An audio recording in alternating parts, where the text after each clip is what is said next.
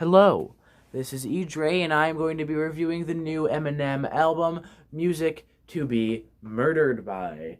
This is an album that I was gonna say I was anticipating, but I wasn't because the album was a surprise, But I will say this: I have been looking forward to reviewing this album since it was dropped on Friday, but because the time here is a little different, I actually heard it Thursday night, listened to it, heard it again Friday a lot. I played it a lot.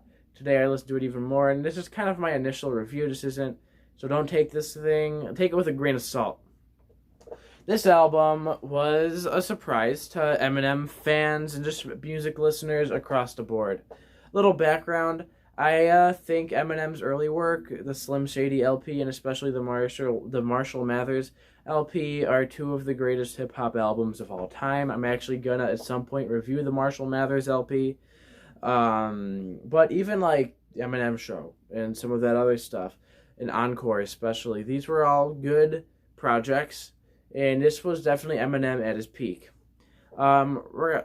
Recovery and what wasn't horrible.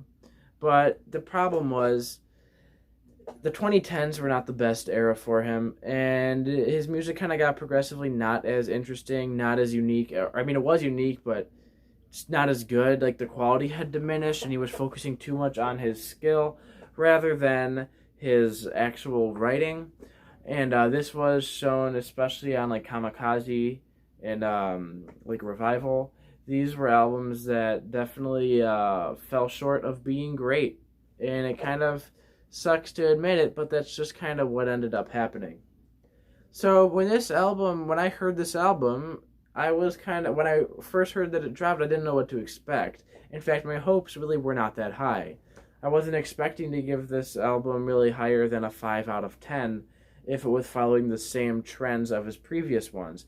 But Eminem, for the most part, has a return to form here. He isn't necessarily at his peak, but he definitely has recovered from some of his previous mistakes. The instrumentals, for one, I feel are much more intriguing, as they are much more modern sounding without sounding too cliche.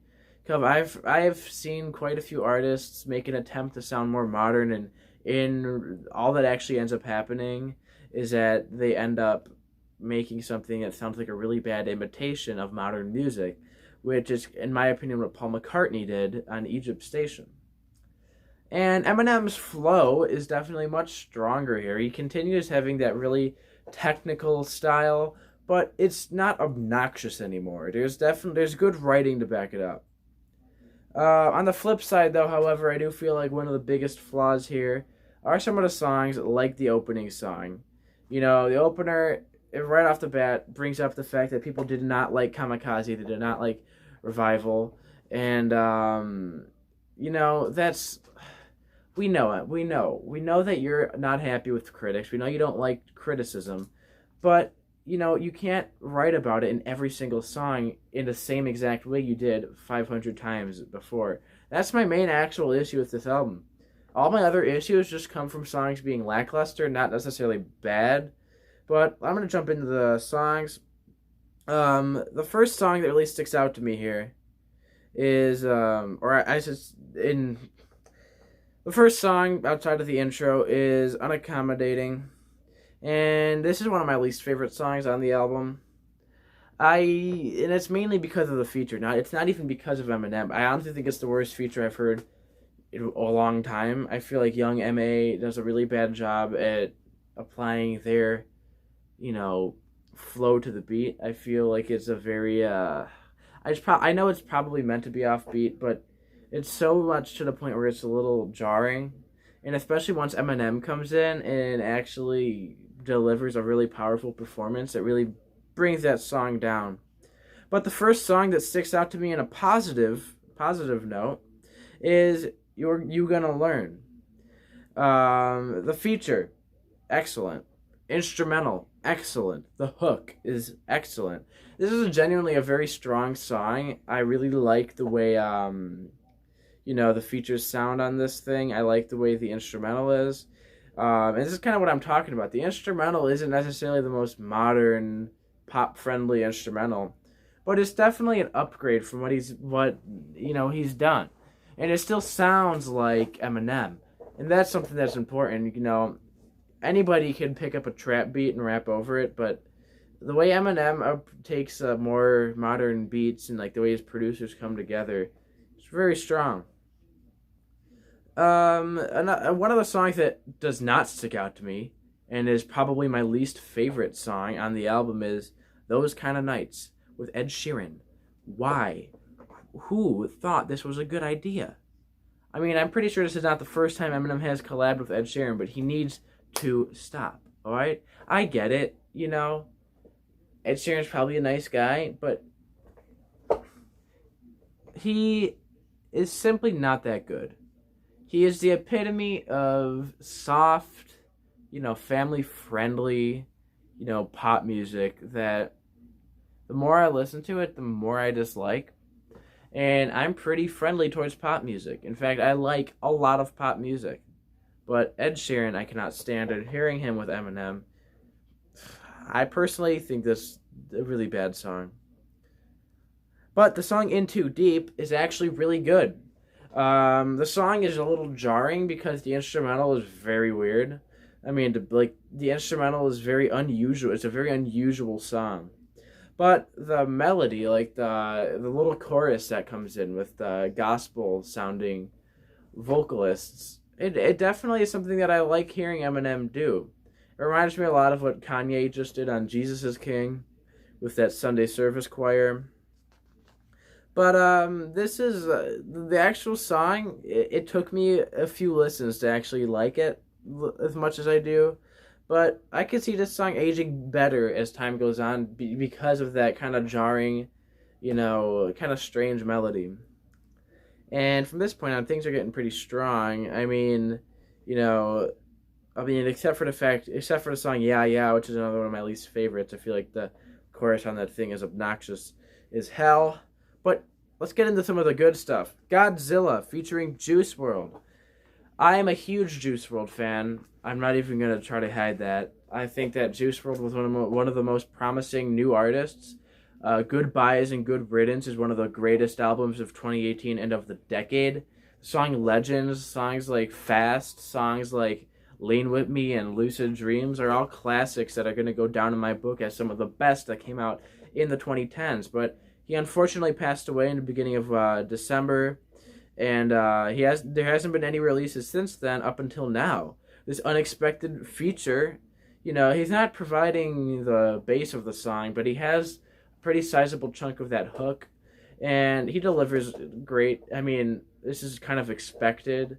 I think the last thing I heard from him was Bandit, which was a really powerful song, and that was another reason why it was also really bad musically that he's not here anymore, because he's probably gonna drop one of the best albums of the year if it ever ends up being released. But Eminem, his rap on this thing, phenomenal. It just gives me like flashbacks of Rap God, but I honestly like it more. I think as a song, this is better than Rap God. I feel like the little fast rap towards the end is really well put together. It's just the right length, so it's not obnoxious. And then the song goes into possibly one of the best songs Eminem has ever recorded, released, "Darkness." Oh my god. This is, as of right now, the top song I've heard this year. I know it's like a few weeks in, so it's nothing too crazy. But goddamn, this song is in your face, and that video, it kind of shocked me. Listening to the song for the first time, I hadn't seen the video yet. I thought he was talking about himself. And as the song progresses, you realize that he's not just talking about himself. He's talking about the Las Vegas shooter. And the way that the video is executed, the way that the delivery of the messaging on this song, and the way it confuses its listener, this is by far going to go down as one of the greatest songs of the year, one of Eminem's greatest songs. And that chorus, and the fact that it's built around the sound of silence, but very minimalist. This is a very bare bones instrumental. and it's built around a sample, but the sample isn't the main focus of the song. It's Eminem's message and delivery, and it's very faint. The "Hello, darkness, my friend," and like this, it's there the whole song, but the actual song focus is not the sample, like how a lot of samples end up going. It's on the delivery, and puts out a great message. I know this might polarize fans for politics, but this song transcends politics, and it's just talking about humanity. And the song is honestly wonderful. I have zero things bad to say about the song Darkness. The song is followed by Leaving Heaven, which I like. I mean, okay, I may have got the track listing wrong. But the song Leaving Heaven, I like. It's not one of my favorites, but it's decent. I guess I could just go over some of my other favorite ones before I give the final review. Farewell. Decent. It's actually a pretty good pop rap song that I wasn't expecting Eminem to drop, especially when you have songs like Legends, or why'd I say Legends? Songs like Darkness on here and Godzilla, which are definitely a lot more not happy. They're definitely much more in your face. And the song No Regrets with Don Toliver, which once again has a great feature. I want to know more about this guy. I promise one of my resolutions for the next month is to listen to some of his material and what he's all about. Because I recently reviewed Jack Boys, and two of the songs that I said were my favorites both had him on there. My issues with him come from the fact that he sounds a lot like Travis Scott. His vocal style, his production, sounds a lot like Travis Scott. But I have hope that if along the line, I feel like he might be able to evolve into his own artist and kind of do his own thing and expand out of that. And another little side thing I wanted to bring up, there's the song Lock It Up. This sounds like Money Longer by a Lil Uzi Vert, the little synth in the beginning. That's all I kind of wanted to say. So, Eminem, Music to be Murdered By. He definitely came back from a kind of dry spell of albums and songs that was kind of disappointing, especially considering how successful and great he had been in the decade prior to the 2010s. And to start off this new decade, he dropped an album that I think is a strong 7. Why is this album a strong 7? Simple. Songs, for the most part, almost all of them except for a few, are average or above. I feel like in the ones that are above average are actually really good, especially the song Darkness, which kind of blew my mind when I heard it. I didn't think Eminem could write this emotional, deep of a song. This after dropping some of his least emotional and least compelling works in 2017 and 2018. So this is a pleasant surprise. I'm really glad that this album dropped. This also dropped the same day as Mac Miller and Halsey, so you could expect those reviews. So that's what I gotta say. Eminem, Music to be Murdered By. Strong 7. What do you guys think? Comment down below.